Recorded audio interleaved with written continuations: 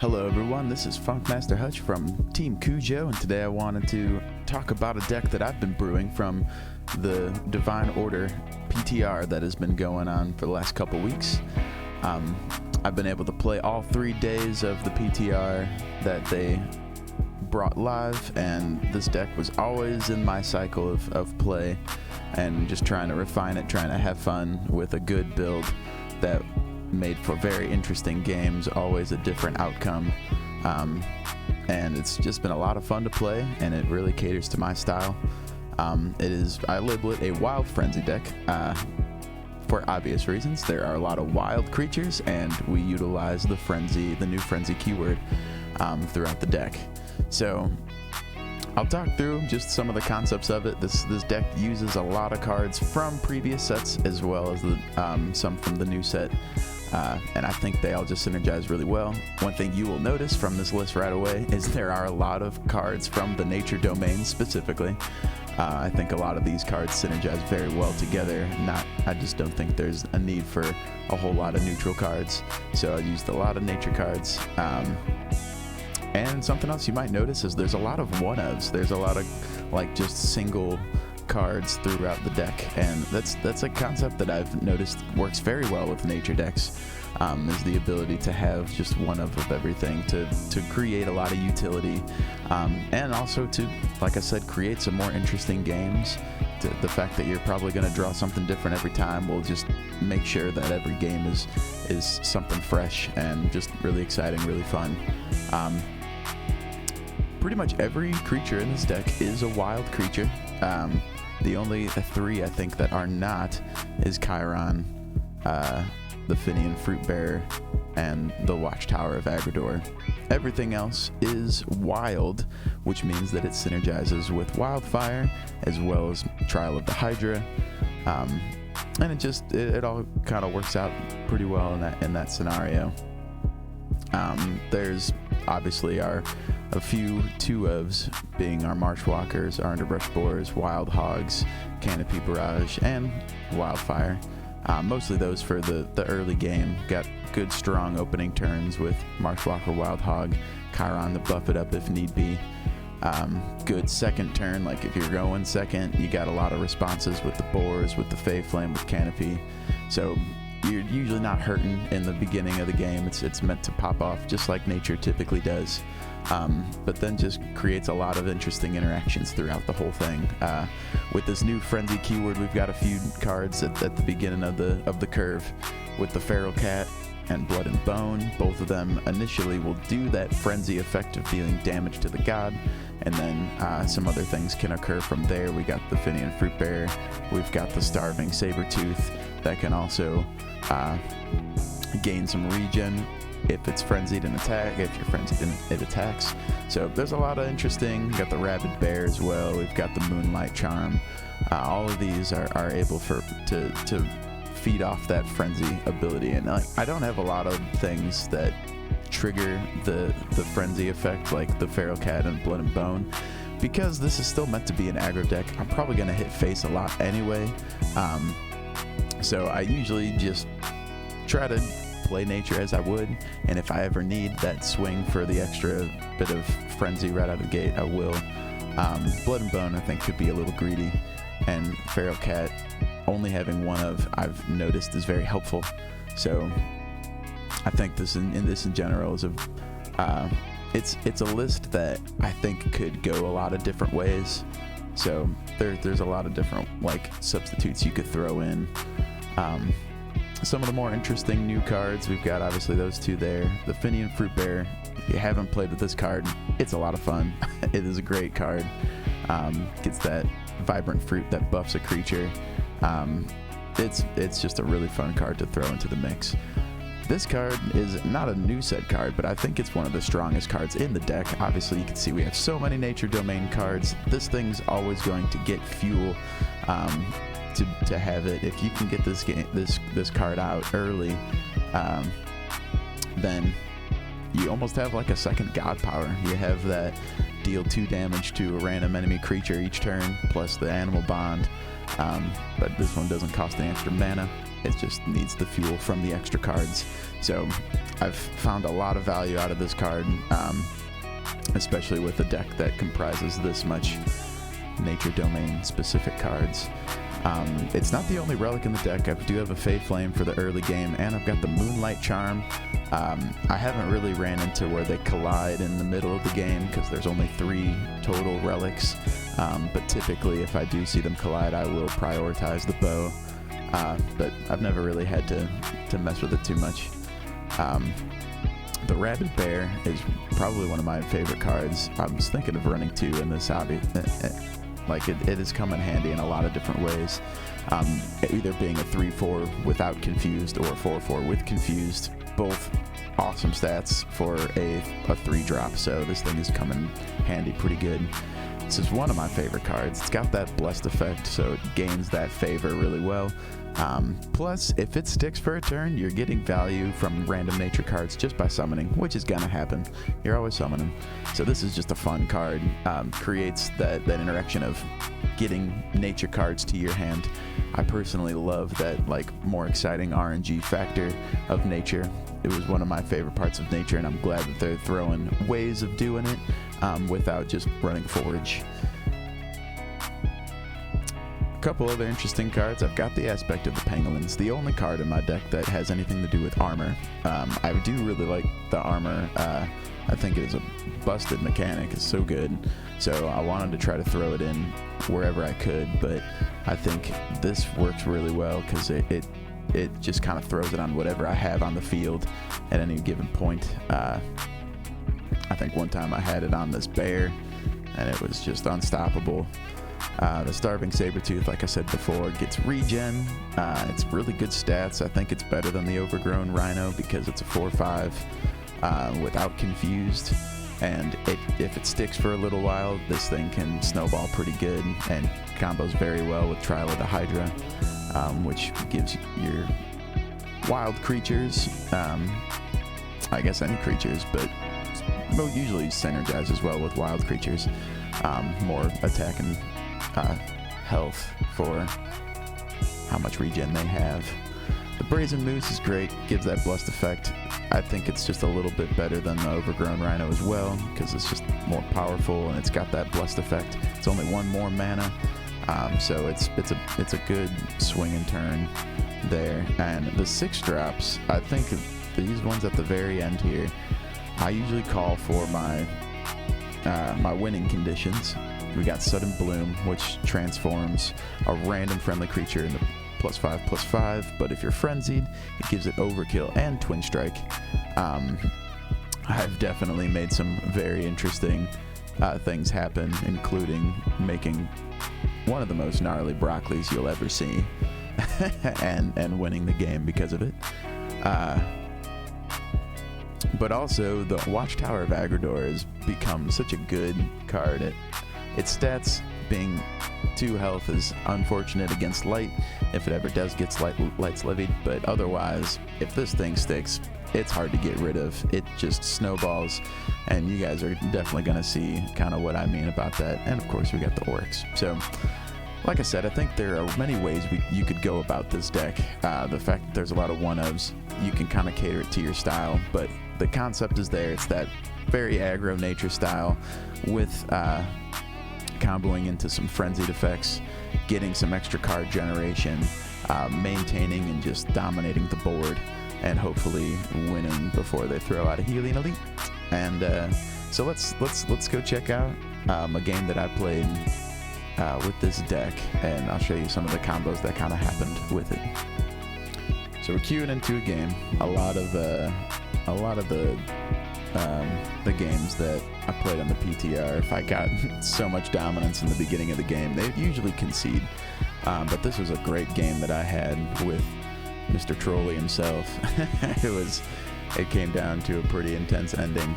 But there were a lot of combos that happened with some of these frenzied effects. So you guys get to kind of see everything in action, and see a lot of things happen. So in my mulligan, I'm usually just looking for my early game cards. In this case, I kept the Wildfire because it's great against hidden creatures, and it'll just be good against or with any monsters that I draw. getting the Marshwalker turn 1 was pretty sick there.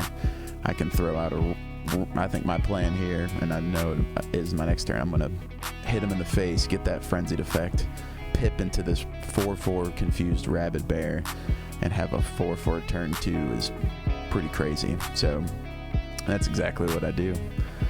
I don't think I hesitated. I think right there when I see that made mark, I know that he's looking for the Cobra Scepter. I know he's going to be going for this drawing deck. That's why I wasn't sure what the deception card was. This card kind of stumped me for a second because I could have done some really cool stuff, but unfortunately I was a little stuck. So I just decided to flood the field.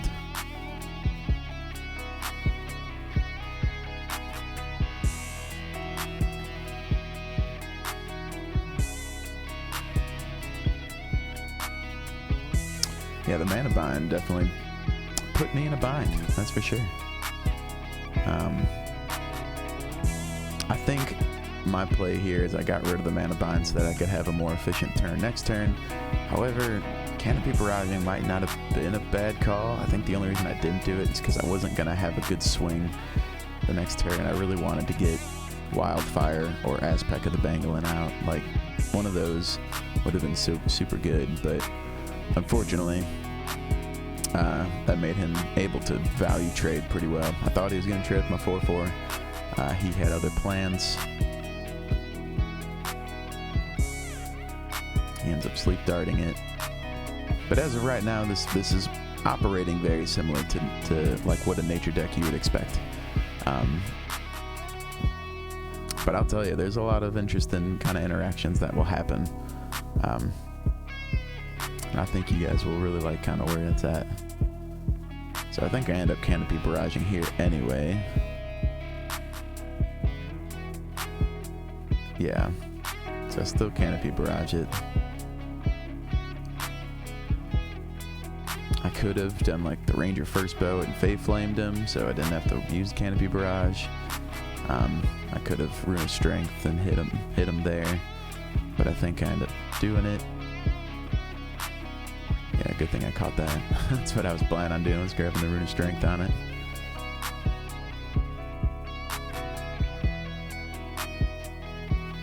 I'm aware the bear is gonna die. I think I've decided that's okay. He did a lot of damage already. He's already down to 15. I get hit with a surprise delivery. This card is crazy, especially good for keeping my board from getting really big.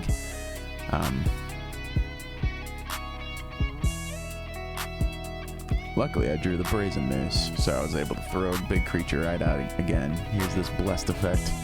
I don't think any of these really helped me, so I just swapped cards.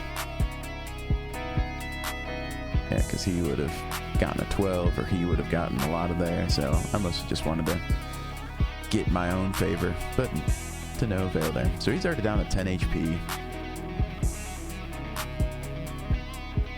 He ends up having Rapture Dance here, which was pretty intense.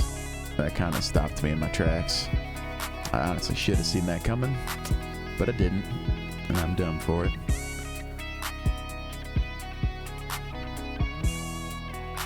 But I've got a lot of cards that combo into each other, so I don't think I'm hurting. My thought process here is I just wanted a good board presence. I thought it was going to be pretty tough for him to take out a boar with 3 armor, because Hunting Trap wouldn't have done anything. Little did I know he had a card that just took it out right away, so luckily it just used his whole turn though. Elixir of the Snake just gives him less 3 health. Yeah, that worked out really well for him. So right now I'm in a bit of a bind. I just need to draw some of my wild creatures, get some board presence back, because I've already got him down to 10 HP. He doesn't have much healing, so I need to just create a board. That was my main thing there. I always like the links in that case. Blood and Bone here is really not doing too much. Honestly, after kind of playing that card, I don't really think I like it that much. It does add a random nature card. It's kind of one of my favorite parts about it. It can make you frenzied over front line, which is really nice. But I think in this case it's not there. I was honestly right here worried about another Rapture Dance. That's why I didn't want to go super wide, and it's actually why I decided to throw out the Wildfire here. It might bait the Rapture Dance, but at least the hog lives.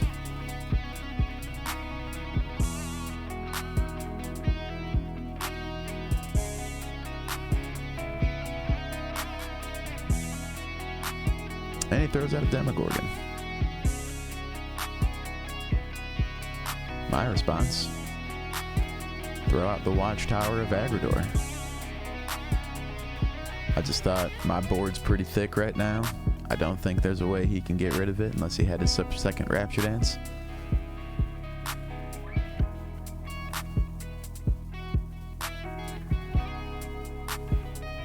And he throws out That Which Aches. So he's got his own board developing. This is where you guys will see that it gets a little chaotic. a lot of things, a lot of interesting interactions happen here. Now my play here was a little, I think I could have done a lot of different stuff here.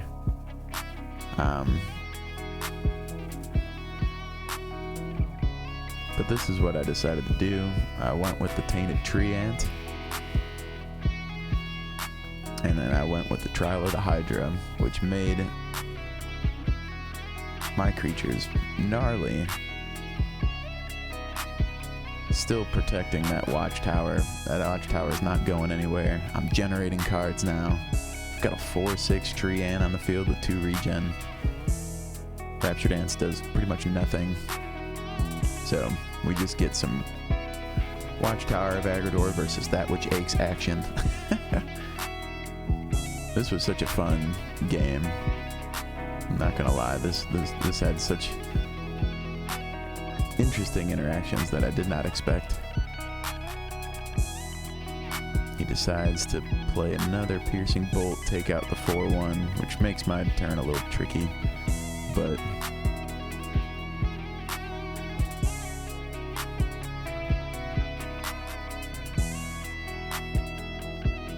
pretty sure I throw out the Fruit Bear here, summon an Agridor from the Watchtower.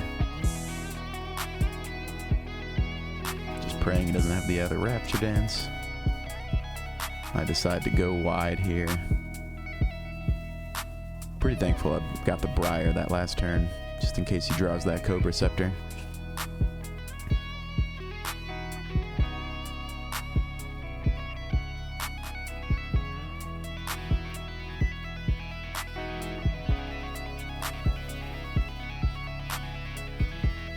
Unfortunately, actually the Blood and Bone came in pretty handy here. Gave me a Dionysus, which was sick, but also activates the Frenzy over the front line. Like I was saying, that's a great thing about those cards that can just activate Frenzy. And I go really wide here. It could be the death of me if he gets that second Rapture Dance, but luckily for me, he did not have it. I get 2 bombs in my deck. That does come back to bite me later. Now, this was a very interesting turn for him, because there was a lot of things that happened, and there was one little play that kind of helped me in the end of this. So he's got 3 on board right now, but That Which Aches is just generating more 3/1s like crazy. Decides to go face. I think he decides, I don't know, I think he attacks with the That Which Aches just yet. Throws the Cobra Scepter out. So this is where I'm like, oh shit. And decides to mugging. Now, unfortunately for him, when he Cobra Sceptered, he created another 3/1. So he wasn't able to kill off the Finney and Fruit Bear with the mugging. So that was a very slight, and I think an interaction he just didn't expect. I got kind of lucky there. And then he kills off his That Which Aches. So right now, honestly, I'm chilling. I've got a Briar in my hand. I know I'm taking out this Cobra Scepter. I I've got a compost charm. I can heal. So I'm in a pretty good position right here. That's exactly what I do. I heal, get the extra card first, which is a Blood and Bones. Okay. Take out that Cobra Scepter. Buff up my tree ant even further.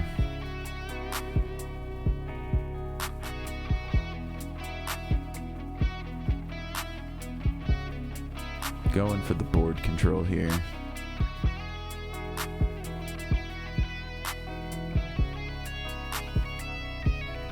And you guys have already seen 3 turns into this Watchtower of Agridor, just destroying the board, just owning it, like throwing out these big frontline Agridors, giving me the tree ant, which has been generating me cards every turn. Another card that gives me cards. It's been crazy. The Cobra Scepter was a little tough there, just the second one right out of the gate. I was not expecting him to throw the other one out there.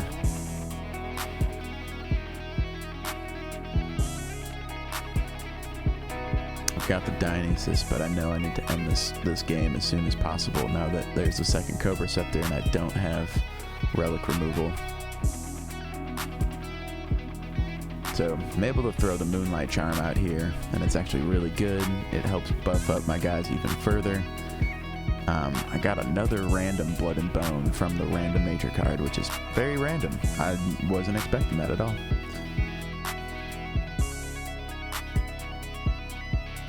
So I decided to gain 9 favor there. I've got a bunch of favor.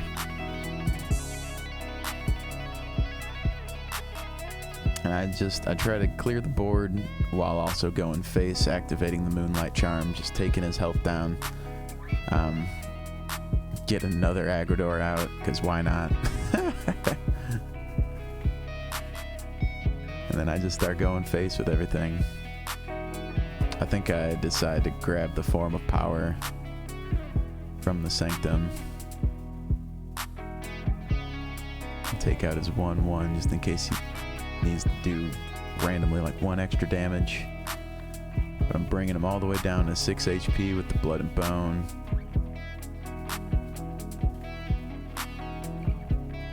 I probably should have Blood and Boned earlier there just to see if I got relic removal. It is a crazy thing there. Drawing that card from Tainted Tree Ant is huge here. I think you guys know about the mechanic with Cobra Scepter. Obviously, when you draw cards, you take damage.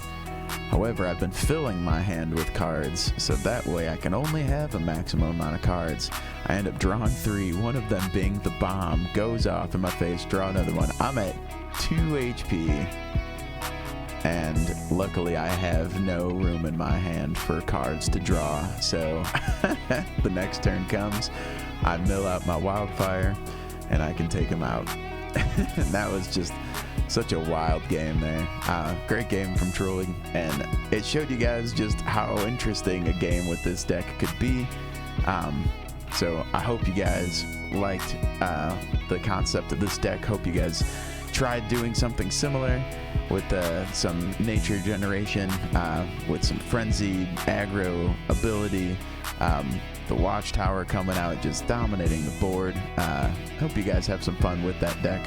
And if you have any suggestions on what cards you think could be really good for it, just throw them in the comments. But until next time, I'm looking forward to this Divine Order set to come out and to put this deck to the test on the ladder.